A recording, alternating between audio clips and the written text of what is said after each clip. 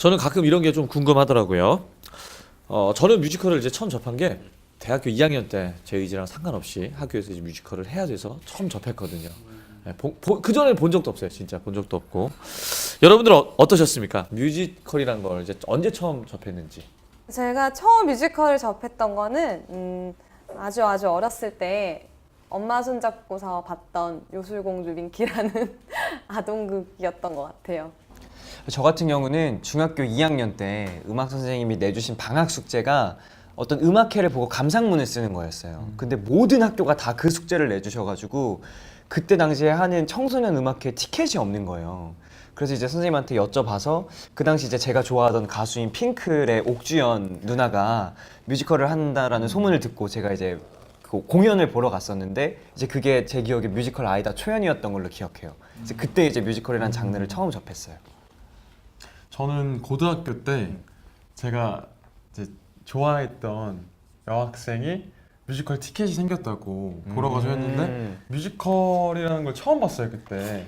그런데 좋아하는 여자친구는 아니었죠. 좋아하는 친구가 옆에서 같이 보고 있는데도 그 뮤지컬이 너무 막 저한테는 되게 막 신선한 충격이었어가지고 그때 처음 봤던 뮤지컬이 아직도 기억이 나는 것 같아요.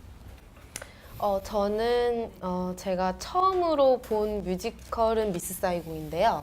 사실 근데 그것보다 저는 더 하고 싶은 얘기가 제가 디즈니를 엄청 좋아했어요. 어렸을 때부터. 그래서 디즈니 애니메이션을 보면서 자랐다고 해도 과언이 아닌데 그때 어렸을 때는 그걸 잘 몰랐다가 지금 커서 생각해 보면은 디즈니 애니메이션이 전부 뮤지컬 형식이잖아요. 근데 그게 저한테 엄청 큰 영향을 미쳤었던 거예요. 그래서 그때는 이제 어렸으니까 항상 그 우리말 녹음으로 봤었는데 그때 그 노래 가사나 이런 게 아직도 다 기억이 나고 이제 지금도 뮤지컬 그 디즈니 영화가 되게 많으니까 항상 챙겨보고 그런데 그게 저한테 엄청 영향을 많이 끼친 거라 이제 뭐 무대에서 본 건 아니지만 제일 먼저 본 뮤지컬이라고 하면 디즈니 애니메이션이 제일 먼저 떠올라요.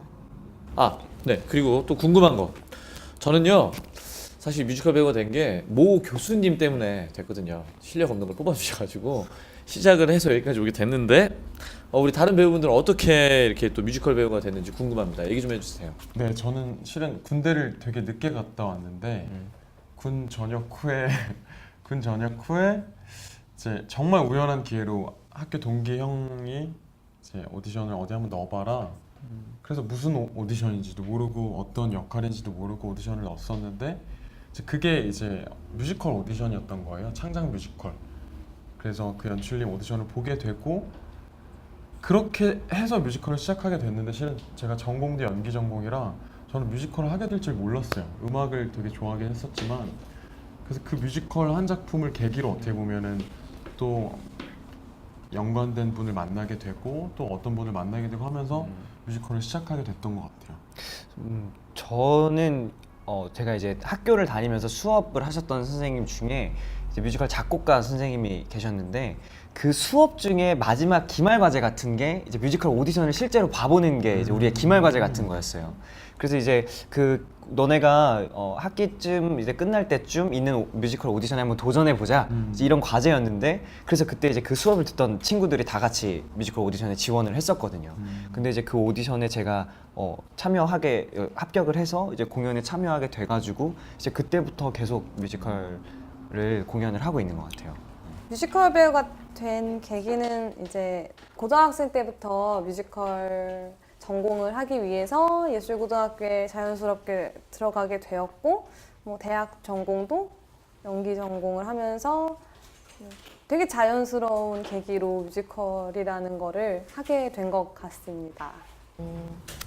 뮤지컬 배우가 된 계기는 원래는 이제 그냥 음악을 좋아하는 되게 평범한 학생이어서 노래 부르는 걸 좋아하고 그러다가 그냥 우연히 뮤지컬을 보게 되고 고등학교 때 이거를 해보고 싶다 해서 그냥 입시학원 다니고 대학 입학해서 그냥 졸업하고 오디션 보고 공연하게 됐어요. 되게 그냥 탄탄대로. 네, 그냥 그렇게 탄탄대로라기보다는 그냥 정석의 길을 걸어서 그냥 지금까지 졸업한 이후로 그냥 계속 작품 하고 있는 것 같아요. 네, 그러면 우리 또 저기 3회에는 저기 또 귀가 아프게 또 깽가리까지 쳐주신 또 우리 김중원 작가님은 또 어떻게 해서 뮤지컬 대본을 또 쓰게 되셨는지 또 궁금해요. 저 같은 경우도 스승님 때문에 하게 됐어요. 아까 말씀드린 저 인생의 멘토 했던 네. 조광 선생님 수업 시간 때 이제 안녕 UFO를 처음 썼거든요. 저는 안녕 UFO가 첫 제가 쓴 뮤지컬인데 처음에는 그냥 과제처럼 준비했었거든요. 그래서 그냥 학점 잘 받으려고 했던 찾아갔던 뮤지컬이었었는데 이제 이게 어떤 뮤지컬적인 소재로 좋으니 한번 정식 공연으로 한번 염두에서 개발을 해봐라라고 해서 이제 그렇게 계속 대본을 썼고 그렇게 이제 김예림 작곡가님도 만나고 그렇게 해서 이제 CJ 통해서 이제 처음으로 저는 이제 공모전으로 데뷔를 하게 됐었어요. 자, 뮤지컬이라는 게요 정말 참 묘합니다. 빅토르 위고가 그랬다고 합니다. 음악이란 말로는 표현할 수 없는, 그렇다고 침묵할 수도 없는 것을 표현하는 것이다. 와, 진짜 멋진 말 같아, 그죠? 네. 뮤지컬이 그렇습니다. 말로는 내뱉기 조금 오그라들거나 그런 이제 속마음 얘기들을 음악으로 이제 전달할 수 있고요. 그리고 말로 표현할 수 없는 감정 같은 걸 넘버로도 표현할 수 있는 게 뮤지컬입니다. 그리고 제일 좋아하는 뮤지컬 넘버 뭐예요? 좀 궁금한데. 저는 개인적으로 꿈이라는 단어를 굉장히 좋아하거든요. 그래서 그런지는 몰라도 요즘에 제가 이제 연습하고 있는 총각내 야채 가게의 철진의 솔로 넘버인 고래의 꿈이라는 넘버가 나오는데 이 노래를 제가 뭐 듣거나 부를 때마다 되게 그 꿈이라는 단어가 저한테 되게 많이 꽂혀서 이 노래가 되게 좋더라고요. 개인적으로 부르기에도 되게 좋고 그리고 이 노래를 누군가 부른 거를 들었을 때도 굉장히 되게 가사들도 와닿고 멜로디도 되게 예뻐서 기억에 많이 남는 그런 곡인 것 같아서 제가 제일 좋아하는 넘버로 저는 꼽았습니다. 네, 저는 뭐 비슷한 맥락이긴 한데 그 뮤지컬 맨 오브 라만차의 임퍼서블 드림이라는 곡을 제가 19살 때 처음 이제 배우를 꿈꾼 그 시절 때부터 힘들 때면 꼭 이 노래를 듣고 또 생각이 났었던 것 같아요. 그 노래 가사말들이 저한테 굉장히 큰 힘이 되었었고 또 언젠가는 꼭 무대에서 그런 노래를 불러보고 싶다, 그런 역할을 맡아보고 싶다라는 꿈도 있었고요. 네, 그래서 저는 그 노래가 되게 생각이 많이 나네요. 가장 좋아하는 뮤지컬 넘버는 제가 그래도 가장 최근에 공연했던 작품 중에 무한동력이라는 뮤지컬이 있어요. 거기에 이제 마지막 곡으로 다 같이 합창을 하는 멈추지 말아요라는 곡이 있거든요. 가사말도 너무 좋고 멜로디도 좋고 그 노래를 불렀을 때 제가 느꼈던 감정도 굉장히 좋은 기억으로 남아 있어서 좋아하는 넘버로 말씀드리고 싶습니다. 자, 그 다음에 이거 질문 한번 또 해볼게요. 이거 너무 궁금한데, 나에게 좀 약간 오래들어 뮤지컬이란, 생각할 시간 잠깐 드려야 되니까 저는 이 질문을 하기 전에 이런 생각을 해봤어요. 나에게 뮤지컬이 뭘까? 약간 좀 멋있게 얘기해야 되니까 저는 뮤지컬이 롤러코스터 같더라고요, 저한테. 왜냐? 롤러코스터를 타면 처음에 표를 사면 설레잖아요. 그러니까 작품의 오디션을 합격하거나 작품의 제안이 들어오면 되게 설레요. 그리고 이 롤러코스터를 타는 거죠. 작품이라는 롤러코스터에. 그럼 이제 올라가잖아요. 오르막길이거든요. 좀 힘들어요. 그러니까 그 공연 날까지 굉장히 사실은 2달 동안 이 창작 뮤지컬이라는 작품의 이 창작의 고통은 힘드시지만 우리도 배우도 그 표현하는 예술이기 때문에 저는 좀 힘들다고 생각을 해요. 그리고 쭉 올라가서 공연 날이 오면 그때부터는 신나게 달리는 거죠. 그러다 보면 금방 끝나요. 그래서 뮤지컬은 롤러코스터다라고 얘기를 하고 싶습니다. 자, 잘한 것 같아요, 나 말. 여러분들은 뮤지컬이 뭐라고 생각하시는지 한번 얘기해 주세요. 네. 저는 저에게 뮤지컬은 놀이터다.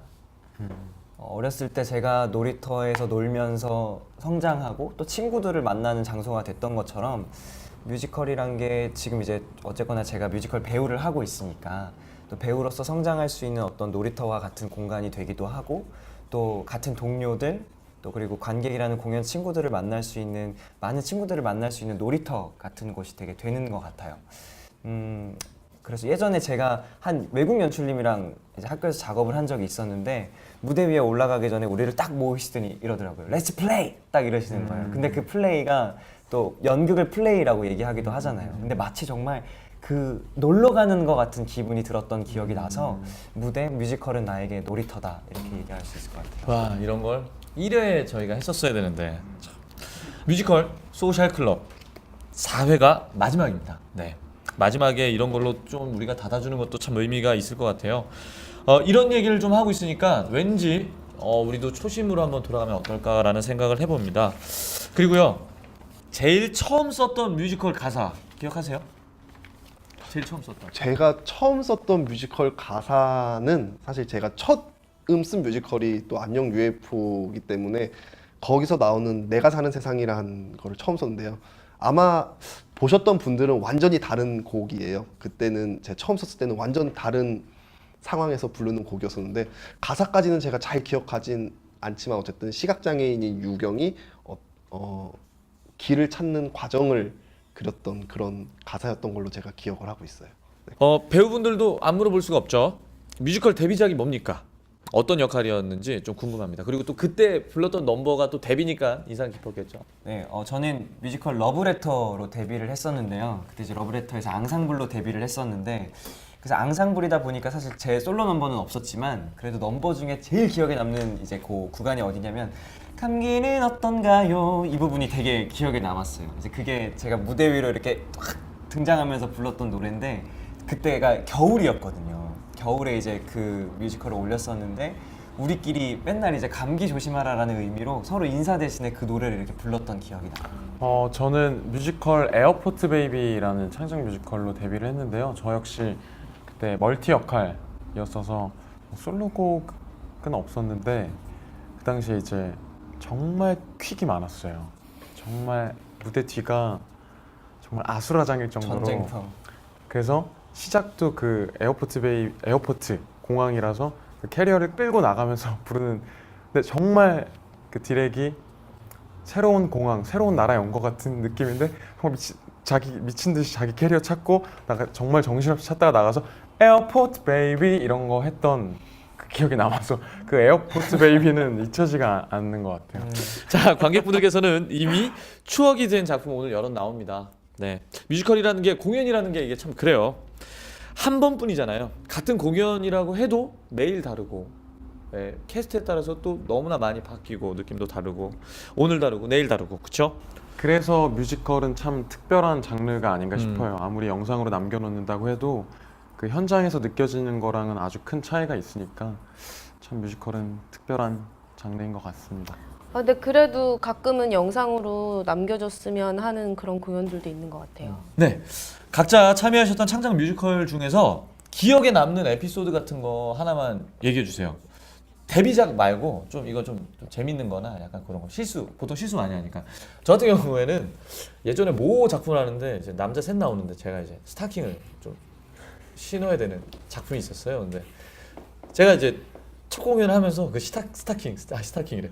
그 스타킹을 마피아 보스 역할도 하고 스타킹을 신고 나오는 이제 모 배우의 역할도 해야 되는데, 그 다음 장면이 바로 마피아 보스인데 제가 그런 거 생각을 안 하고 그냥 스타킹을 신은 채로 그 위에 바지를 입고서 이제 아버지가 돌아가시기 전에 유언 장면이 있어서 무릎을 꿇었는데, 제가 제 바지를 봤는데 망사 스타킹이 마피아 두목인데 근엄하게 있어야 되는데 바지 위로 마피아 두목이 여기 그물이 이렇게 있더라고요. 그래서 그걸 보는 순간 이건 내가 빨리 수선해야 되겠다. 네, 그런 에피소드가 있어요. 저보다 빨리 재밌는 거 얘기해 주세요. 빨리빨리. 네. 사실 저는 데뷔한 이후로 계속 창작 뮤지컬만 해와서 되게 생각나는 에피소드들이 많은데, 하나를 해보자면 이제 제가 아랑가라는 작품을 했었는데요. 그거를 원래 제가 어떤 지원 사업 그런 거에 이제 당선된 리딩 공연을 보러 갔었어요. 근데 그때는 분명히 제 역할이 남자 역할이었는데 그 다음번에 쇼케이스가 올라갈 땐 여자 역할로 바뀌어 있는 거예요. 그래서 이제 그때 제가 이 작품이 올라갔으면 좋겠다라고까지 투표를 했었거든요. 그래서 저 배역을 하고 싶었는데 못 하겠구나라고 생각을 했는데 그 여자로 바뀌었던 역할이 다시 남자 소년으로 돌아온 거예요. 그래서 제가 그 공연이 다시 올라왔었을 때 이제 참여할 수 있었던 기회가 있었어가지고 그 생각이 되게 많이 나와요. 이렇게 공연을 딱 보러 갔다가 이제 캐릭터가 성별이 바뀌어져 있는 걸 보고 와, 난 이 작품 못 할 수도 있겠다는 생각이 들었었거든요. 기억에 남는 에피소드는 그 아까 처음에 얘기했던 창작 뮤지컬 에어포트 베이비 때 퀵이 진짜 많았어요. 자꾸 퀵 얘기해서 죄송한데, 그래서 그 퀵 때문에 실은 에피소드가 진짜 많았어요. 뭐 뒤돌아 있다가 흰 셔츠 입고 있다가 빨리 그 저지를 입어야 되는데 팔을 한쪽만 낀 상태로 조명이 켜져가지고 이렇게 옷 입으면서 노래한 적도 있고 드래킨으로 노래를 풀로 다 그 분장을 한 상태로 드래킨으로 노래를 끝나자마자 바로 다음 곡에 이제 주인공의 오마주 역할로 새로운 입양아처럼 등장을 해야 되는데 속눈썹이나 루즈 못 지우고 립스틱 못 지우고 나가고 뭐 그런 되게 웃지 못할 상황들이 많아서 배우들이랑 무대 위에서 만나서 되게 정말 웃음 참느라 힘들었던 그런 기억들이 참 많습니다. 그런 게 또 창작 뮤지컬의 묘미 아니겠습니까? 요즘 아르코 한예종 뮤지컬 창작 아카데미에서 비롯해가지고 여러 창작 뮤지컬 육성 사업들이 좀 많은 게 있더라고요. 마이티걸이랑 그리고 아까 뮤지컬 봄밤은 이제 향후 계획이 좀 어떻게 되세요? 우선 마이티걸 같은 경우는 조금 내용적인 수정이나 그런 것들이 이제 내년에 할 계획이에요. 그래서 이제 어떤 저희가 하고 싶은 이야기들을 더 추가하고 뭐 덜어내는 작업들을 거쳐서 이제 저희도 이제 또 지원해주는 지원 프로그램에 이제 지원할 계획입니다. 네. 봄밤 향후 계획은 구체적으로 나온 건 없는데 같이 작업했던 분들이나 보신 분들 중에 잘 봐주신 분들이 같이 개발을 해보자는 제안을 해주셔가지고 개발을 해서 곧 본 공연으로 만나뵈면 좋지 않을까라는 생각만 하고 있습니다. 네. 그럼 그 시간이 왔죠. 네. 공방전 중에 한 곡을 들으면서 고품격 음악 방송 뮤지컬 소셜 클럽 마무리 지어볼까 합니다. 예, 지금까지 뮤지컬 소셜 클럽 진행을 맡은 배승길이었습니다. 시청해 주셔서 네, 감사합니다.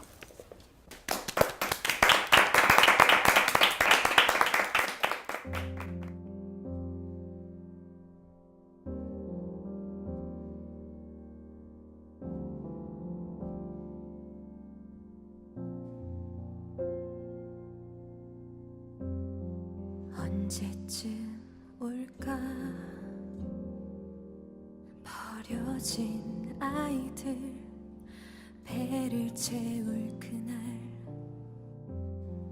언제쯤 올까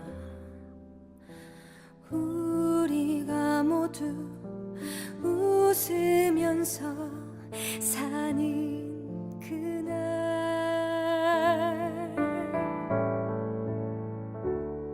지킬 수 있을까 더 이상 비참하게 두지 않겠단 약속 지킬 수 있을까 내가 받은 것들을 돌려주겠단 약속 한 끼니를 굶어 사람을 미워했고 열 끼니를 굶어 세상을 원망했네 100일